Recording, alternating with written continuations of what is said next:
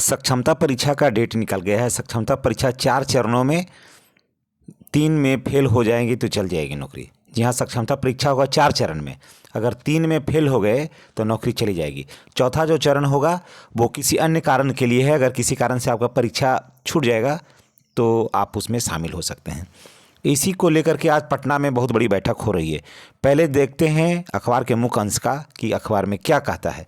सभी नियोजित शिक्षकों के लिए सक्षमता परीक्षा देना अनिवार्य है। जी हाँ, जैसा कि अभी कमेटी गठन किया है उसमें ये निकाला है कि सभी को परीक्षा देना अनिवार्य है, चाहे कोई भी हो, परीक्षा देना सभी को अनिवार्य है, सभी को परीक्षा देना होगा। और लगातार 3 बार सक्षमता परीक्षा में अनुपस्थित या अनुत्तीर्ण नियोजित शिक्षकों को नौकरी जा सकती है, जैसा कि अखबार लिख रहा है।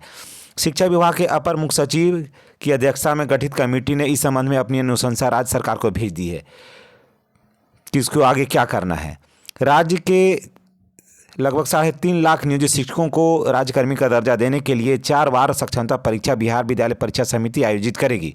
पहले चरण की परीक्षा 26 फरवरी को आयोजित की जाएगी, जो लगभग अब इसी महीने में है, और नियोजित शिक्षकों को यह प्रथम प्रयास माना जाएगा।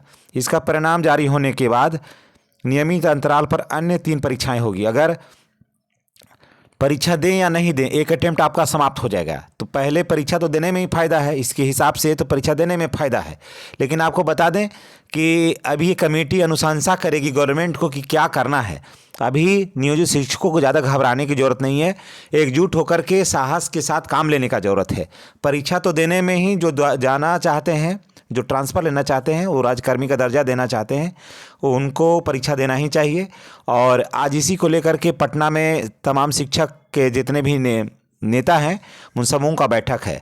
आगे अखबार कहता है कि कमेटी की अनुशंसा के आधार पर इन चारों चरणों में 3 की परीक्षा में नहीं बैठते हैं तो कम से कम चरणों की परीक्षा देते हैं, 3 में से कम चरणों में परीक्षा देते हैं, या 3 चरणों की परीक्षा में बैठने के बाद फेल करते हैं तो ऐसे सभी नियोजित शिक्षक की सेवा समाप्त हो जाएगी। लेकिन 3 चरण की परीक्षा हुआ संयोग से किसी में नहीं बैठे किसी अन्य कारण से, तो एक चौथा परीक्षा जो होगा उसमें आपको बैठना ही होगा। जी हाँ, और पहले चरण की परीक्षा और इसके परिणाम के बाद 3 चरणों की लगातार परीक्षाएं होगी। पहले या किसी अन्य चरण में सफल होने के बाद उन्हें अन्य चरण में परीक्षा देने की ज़रूरत नहीं है। अगर एक बार पास हो गए हैं तो उनको फिर किसी और परीक्षा देने की ज़रूरत नहीं है। बिहार सरकार ने सक्षमता परीक्षा को लेकर यह उच्च स्तरीय कमेटी बनाई है, जिसमें के पाठक जो हैं वो अब जो अपर मुख्य सचिव हैं बिहार के, वो इसके अध्यक्ष बनाए गए हैं। और आपको बता दें कि सक्षमता परीक्षा जो है 15 से सक्षमता परीक्षा के लिए आवेदन जमा होंगे। बिहार विद्यालय विशिष्ट शिक्षक नियमावली 2023 के आलोक में बिहार विद्यालय परीक्षा समिति राज्य के कई केंद्रों पर 26 जनवरी से 13 मार्च तक यह परीक्षा ऑनलाइन लेगी। परीक्षा के लिए 15 फरवरी से भरे जा सकेंगे। परीक्षा के लिए आवेदन 15 फरवरी से भरे जा सकेंगे। परीक्षा का पाठ्यक्रम बिहार लोक सेवा आयोग के प्रथम एवं द्वितीय चरण के लिए, लेकिन आपको पता होगा कि ऐसा इसमें निकाला है, लेकिन सभी हम लोग जानते हैं कि परीक्षा का जो है वो डेट निकल गया है और फॉर्म लोग भरना भले ही नहीं प्रारंभ किए हैं। पहले या किसी अन्य चरण में सफल होने के बाद अन्य चरणों में बैठने की जरूरत नहीं है। यदि कोई शिक्षक व्यक्तिगत कारणों से किसी चरण में भाग नहीं लेते हैं तो चौथे चरण में वो शामिल हो सकते हैं, इसकी छूट है। उसके बाद भी, और यहाँ इसको देखिए, इसको अभी हटाइए, ये कहता कि 15 से साक्षरता परीक्षा के लिए जमा होंगे,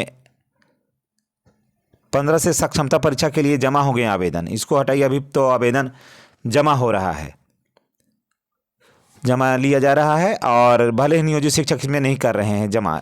और आपको बता दें कि अभी आज पटना में सभी नियोजित शिक्षकों के जितने भी नेता हैं वो सब उसमें शामिल होने गए हैं। और भगवान सद्बुद्धि दे कि सब एक मंच पर आएँ और नियोजित शिक्षकों के लिए 100% रिजल्ट हो। इन्हीं बातों के साथ हम आपसे विदा लेते हैं। अगली वीडियो में आपसे पुनः मुलाकात होगी। धन्यवाद।